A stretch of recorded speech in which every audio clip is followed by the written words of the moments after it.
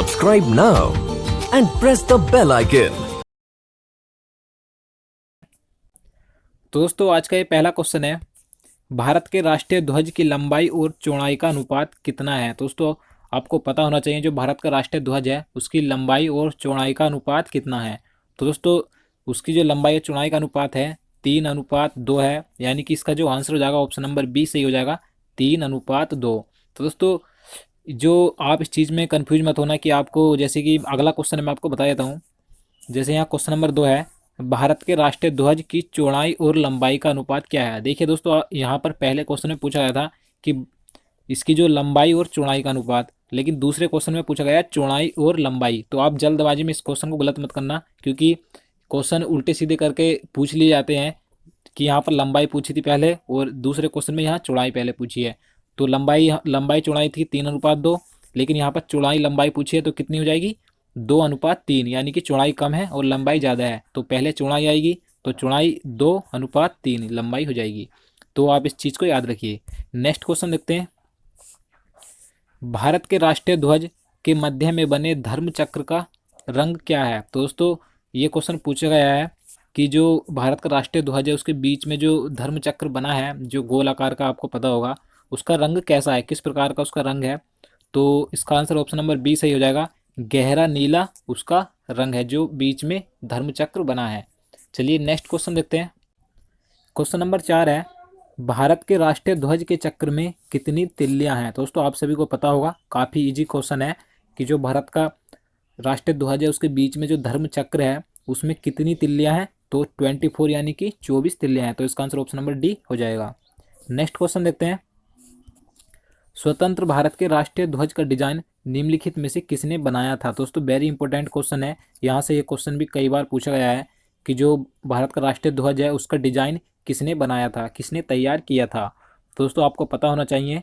तो इसका answer option number D हो जाएगा, पिंगाली वेंकैया ने इसका डिजाइन बनाया था। तो इसका आंसर ऑप्शन नंबर डी सही हो जाएगा, पिंगाली वेंकैया। तो आप इसे याद रखिए। नेक्स्ट क्वेश्चन देखते हैं। क्वेश्चन नंबर 6 है, भारत का राष्ट्रीय गान है। तो आप सभी को पता होगा कि भारत का राष्ट्रीय गान क्या है। तो जन गण मन भारत का राष्ट्रीय गान है। तो काफ़ी इजी क्वेश्चन है, तो इसका आंसर ऑप्शन नंबर सी हो जाएगा। नेक्स्ट क्वेश्चन देखते हैं, भारत के राष्ट्रीय गान के रचयिता कौन है। तो दोस्तों राष्ट्रीय गान के रचयिता के बारे में आप सभी को पता होना चाहिए। तो आप इसका आंसर लगा सकते हैं कि राष्ट्रीय गान के रचयिता कौन है। तो इसका आंसर ऑप्शन नंबर बी हो जाएगा, रविन्द्रनाथ टैगोर राष्ट्रीय गान के रचयिता हैं। तो दोस्तों इस वीडियो में कुछ इजी क्वेश्चन भी है और कुछ ऐसे क्वेश्चन भी है जिसके बारे में आपको नहीं पता होगा। तो आप ये मत समझिए कि काफ़ी आसान क्वेश्चन है, मुझे पता है, लेकिन यहाँ से अगर क्वेश्चन पूछ लिए जाते हैं तो कभी कभी एग्जाम में नहीं हो पाते हैं। तो आप इस वीडियो को पूरा देखते रहिए। तो अगला क्वेश्चन है, राष्ट्रीय गान जन गण मन सर्वप्रथम कब और कहाँ गाया गया था। तो दोस्तों वेरी इंपॉर्टेंट क्वेश्चन है ये। इसमें पूछा गया है कि जो राष्ट्रीय गान है सर्वप्रथम कब और कहाँ पर गाया गया था, तो ये पूछा गया है।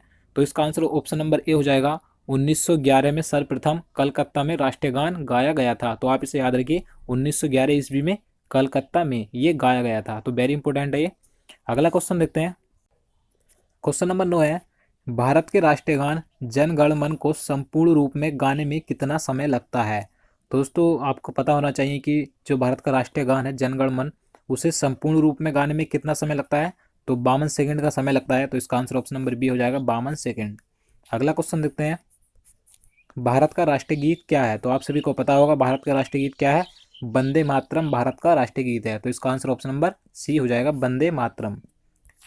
क्वेश्चन नंबर 11 है, भारत के राष्ट्रीय गीत के रचयिता कौन है। दोस्तों जैसे कि मैंने आपको पहले बताया कि भारत के राष्ट्रीय गान के रचयिता कौन है, तो बंकिम चंद्र सॉरी रविन्द्रनाथ टैगोर राष्ट्रीय गान के रचयिता हैं। लेकिन यहाँ पर पूछा गया है राष्ट्रीय गीत के रचयिता कौन है। तो राष्ट्रीय गीत के रचयिता कौन है, बंकिम चंद्र चटर्जी राष्ट्रीय गीत के रचयिता हैं। तो आप इसे याद रखिए, राष्ट्रीय गान के रचयिता रविन्द्रनाथ टैगोर और राष्ट्रीय गीत के रचयिता बंकिम चंद्र चटर्जी हैं। तो अगला क्वेश्चन देखते हैं। क्वेश्चन नंबर 12 है, भारत के राष्ट्रीय गीत के गायन की अवधि क्या है। तो दोस्तों जैसे मैंने आपको पहले बताया कि भारत के राष्ट्रीय गान की अवधि कितनी है, 52 सेकंड। लेकिन इस क्वेश्चन में पूछा गया है कि भारत के राष्ट्रीय गीत की अवधि क्या है गाने की, तो कितनी है, 65 सेकंड है, यानी कि 65 सेकंड है। तो इसका आंसर ऑप्शन नंबर सी हो जाएगा, 65 सेकंड। तो आप इसे याद रखिए। अगला क्वेश्चन देखते हैं।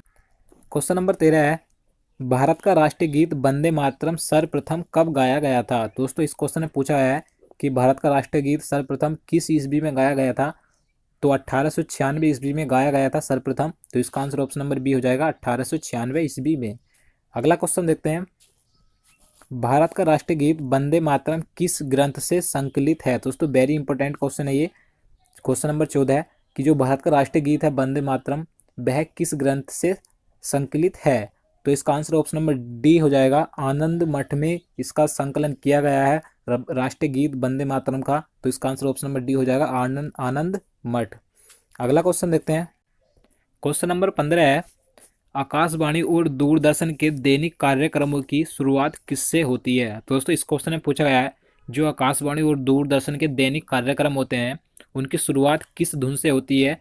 तो राष्ट्रीय गीत से शुरुआत होती है। तो इसका आंसर ऑप्शन नंबर बी हो जाएगा, राष्ट्रीय गीत। और राष्ट्रीय गीत क्या है हमारा? वंदे मातरम है, तो आपको पता होना चाहिए। और राष्ट्रीय गीत के रचयिता कौन है मैं आपको बता चुका हूँ, तो बंकिम चंद्र चटर्जी राष्ट्रीय गीत के रचयिता हैं।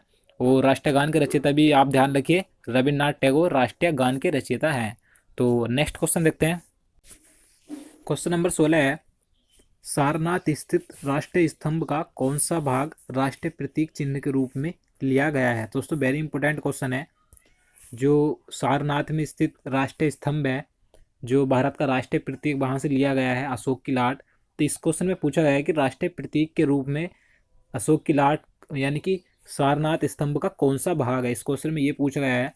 तो सारनाथ स्तंभ का कौन सा भाग है? शीर्ष भाग है, यानी कि इसका जो आंसर हो जाएगा ऑप्शन नंबर ए हो जाएगा, शीर्ष भाग लिया गया है भारत के राष्ट्रीय प्रतीक चिन्ह के रूप में, जो कि अशोक की लाट है भारत का राष्ट्रीय चिन्ह। तो आपको याद रखना है। तो नेक्स्ट क्वेश्चन देखते हैं, भारत के राष्ट्रीय प्रतीक में निम्नलिखित में से कौन सा पशु दृष्टिगत नहीं है?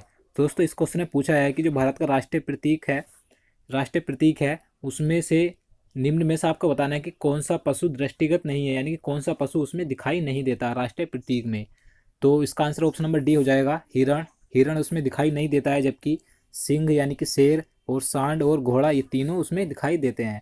तो अगला क्वेश्चन देखते हैं, भारत के राष्ट्रीय प्रतीक चिन्ह में कितने शेर दिखाई देते हैं? दोस्तों इस क्वेश्चन में पूछा गया है, जो भारत का राष्ट्रीय प्रतीक चिन्ह है उसमें कितने शेर दिखाई देते हैं, यानी कि सिंह दिखाई देते हैं। तो 3 सिंह उसमें दिखाई देते हैं। तो इसका आंसर ऑप्शन नंबर सी हो जाएगा, 3। तो अगला क्वेश्चन देखते हैं, क्वेश्चन नंबर 19 है, भारत का राज चिन्ह अशोक महान द्वारा सारनाथ में स्थापित सिंह स्तंभ से लिया गया है।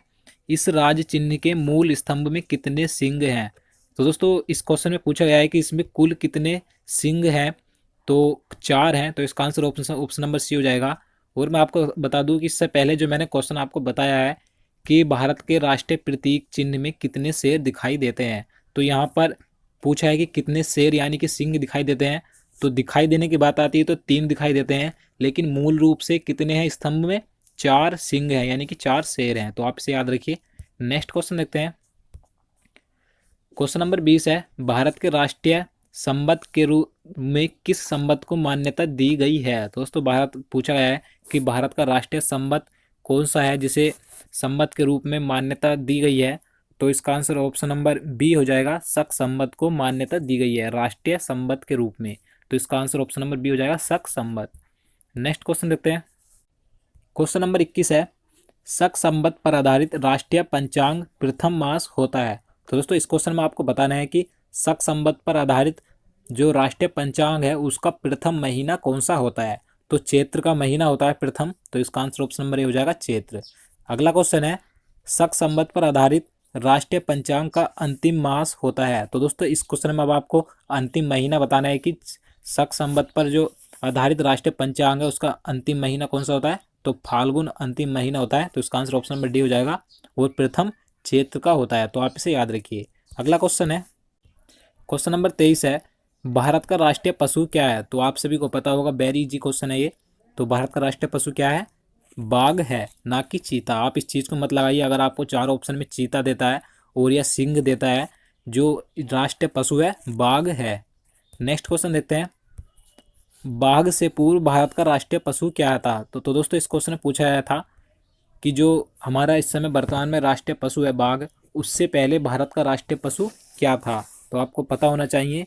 तो उससे पहले जो हमारा राष्ट्रीय पशु था क्या था? सिंह था, यानी कि शेर। तो नेक्स्ट क्वेश्चन देखते हैं। क्वेश्चन नंबर 25 है, भारत का राष्ट्रीय पक्षी है।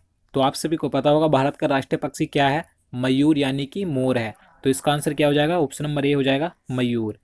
तो आज का लास्ट क्वेश्चन है 26, भारत का राष्ट्रीय आदर्श वाक्य क्या है। दोस्तों वेरी इंपॉर्टेंट क्वेश्चन है ये भी, कि भारत का जो राष्ट्रीय आदर्श वाक्य है क्या है।